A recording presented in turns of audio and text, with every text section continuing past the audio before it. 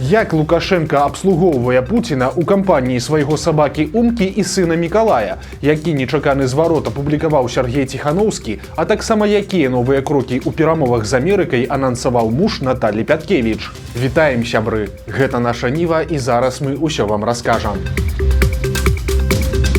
Чарговы візіт Лукашэнкі да Пуціна, інтрыгі ад Наталлі Эйсмант, Умка на лаўцы і абслугоўванне старэйшага брата. Сёння раніцай ён адправіўся ў анансаваную днямі паездку ў Расію. Хаця Наталля Эйсмант спрабавала выставіць яе як працоўны візіт для вырашэння самых сур'ёзных пытанняў, у прэс-службе Пуціна заявілі, што насамрэч Лукашенка прыляцеў прыватна. У выніку прапаганда пачала ствараць інтрыгі проста на пустым месцы. Наталля Эйсмант вырашыла зрабіць таямніцу нават з месца сустрэчы. Спачатку высветлілася, што Лукашенка ляціць не ў Маскву, а калі той прызямліўся ў Пецярбургу, то ў пуле першага напісалі, што не ўсё так проста. У выніку інтрыга аказалася пшыкам, і Лукашенка апынуўся на Валааме. За апошнія гады гэта ўжо чацвёрты яго прыезд на гэты востраў. Прычым заўсёды ён адбываецца прыкладна ў адзін і той жа час. Спачатку Пуцін з Лукашэнкам пайшлі ў адзін з храмаў, дзе госць па традыцыі не стаў хрысціцца і моўчкі пра нешта думаў з рукамі на жываце.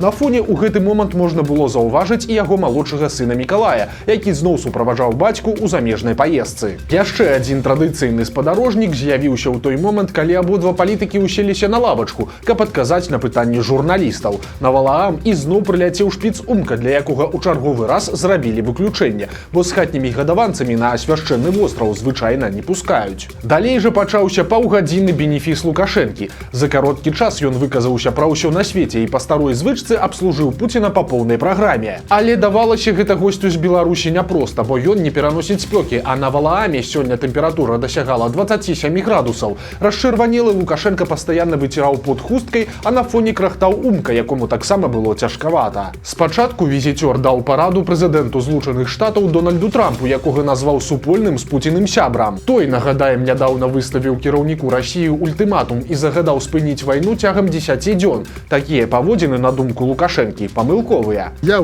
публично говорил заявление и нашего общего друга, за которого мы так переживали, Дональда Трампа. Я помню наши переживания, чтобы он победил и так далее.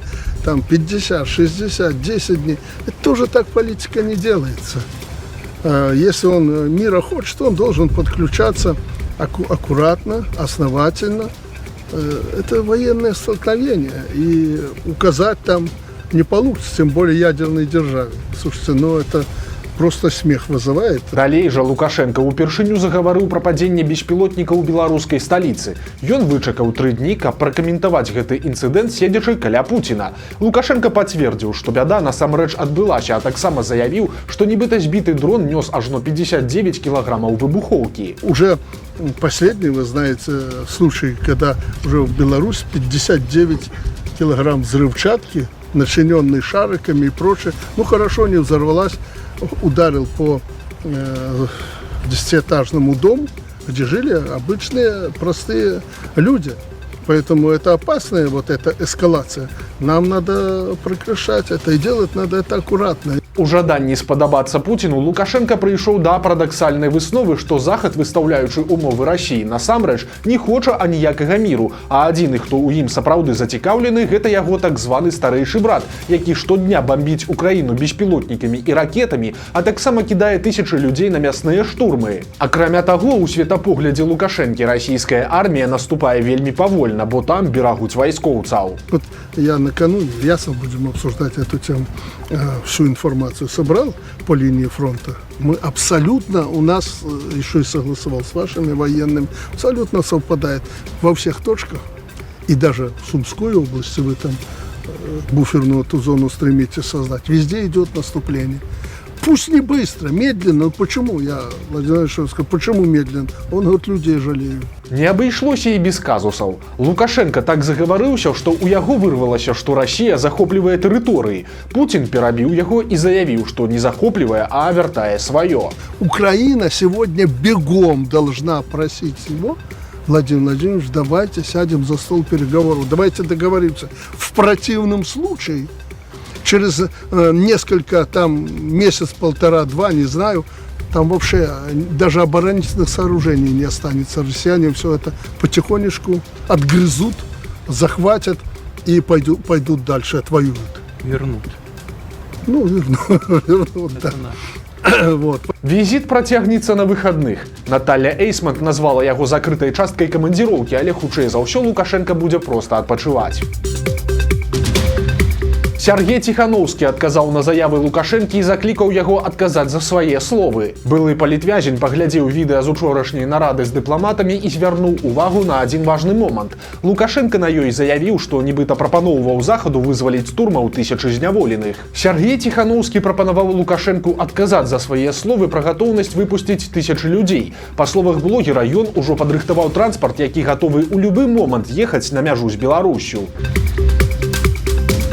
Муж Натальи Пяткевич анансаваў новыя крокі ў перамовах Беларусі са Злучанымі Штатамі. Пастаянны прадстаўнік Беларусі пры Арганізацыі Аб'яднаных Нацый Валянцін Рыбакоў, якога Лукашенко назваў адказным за перамовы з Амерыкай, пракаментаваў іх працэс. Па словах дыпламата, кантакты працягваюцца і чакаюцца наступныя крокі з абодвух бакоў. У той жа час ён панаракаў, што перамовы ідуць не так хутка, як хацелася б. Аднак лукашэнкаўцы, па яго словах, знаходзяцца ў пастаянным кантакце з прадстаўнікамі Дзярждэпа, адміністрацыі прэзідэнта Злучаных Штатаў і Рады нацыянальнай бяспекі. Тут нагадаем, што на чэрвеньскай сустрэчы Лукашэнкі са спецпрадстаўніком Трампа Кітам Келагам МЗС Беларусі прадстаўляў менавіта Рыбакоў, а не міністр Максім Рыжанкоў. Прадстаўніка УААН, які даўно працуе ў Злучаных Штатах, палічылі лепшай кандыдатурай за кіраўніка дыпламатычнага ведамства. Акрамя таго, Рыбакоў вядомы тым, што жанаты з Натальяй Пяткевич, якая летась нечакана вярнулася ў беларускую палітыку, а сёлета стала віцэ-прэм'ерам.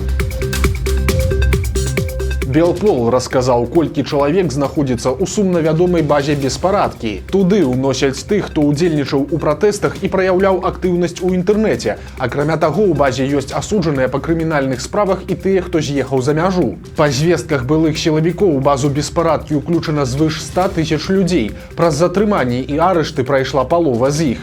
Удзельнікаў базы ўсяляк абмяжоўваюць у правах. Іх звальняюць з дзяржаўных арганізацый і не прымаюць на працу, а таксама падвяргаюць незаконным затрыманнем і праверкам, асабліва пры перасячэнні мяжы.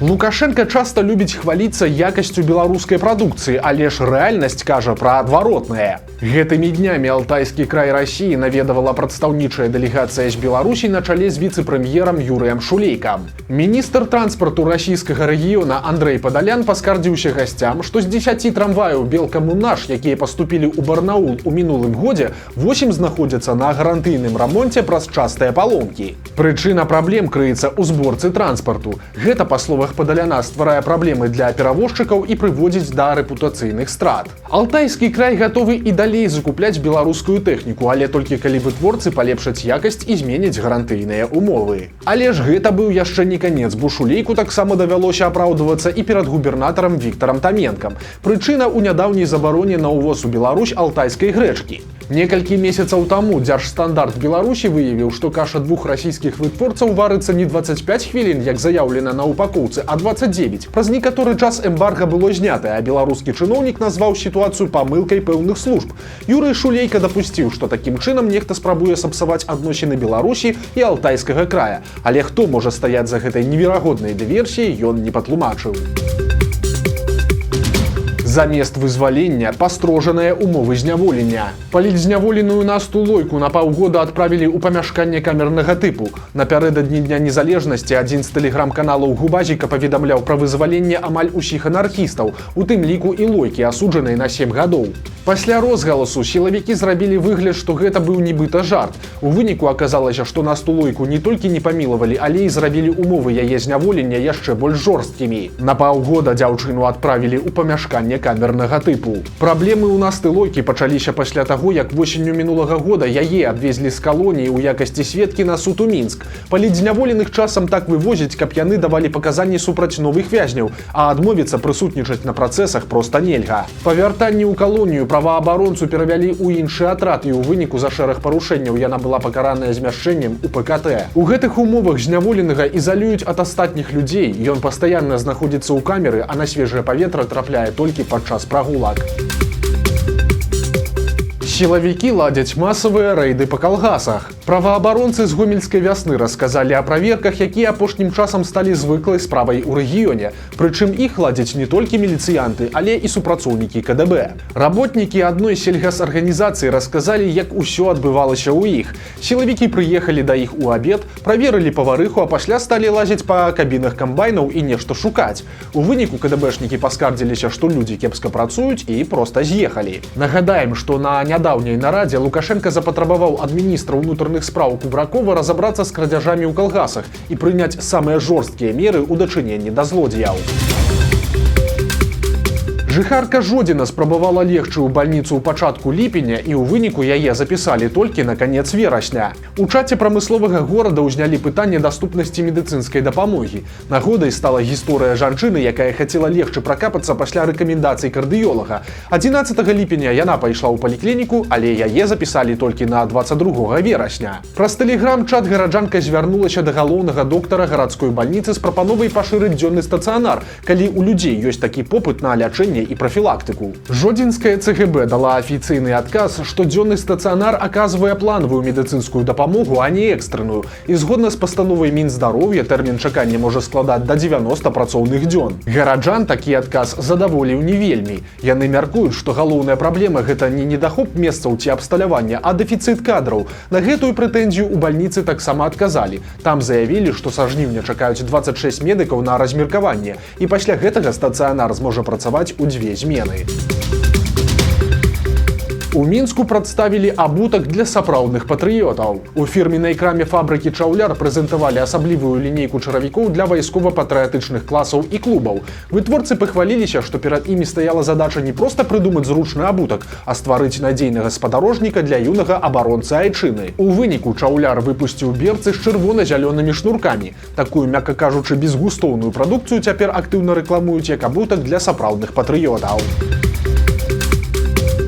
У Мінску сілавікі затрымалі 23гадовага хлопца, які захоўваў дома 20 банак кансервіраваных персікаў. Але ж унутры была не садавіна, а псіхатропныя рэчывы. Аказалася, што свой страшны тавар мужчына атрымліваў у такіх банках альбо ў банках, замаскіраваных пад сабачыя кансервы. Пасля ён фасаваў рэчыва на дробныя дозы і прадаваў праз закладкі. Агулам праз мужчыну прайшло 33 кілаграмаў такога груза. Цяпер за гэтыя кансервы затрыманаму свеціць ад 8 і да 15 гадоў за кратамі.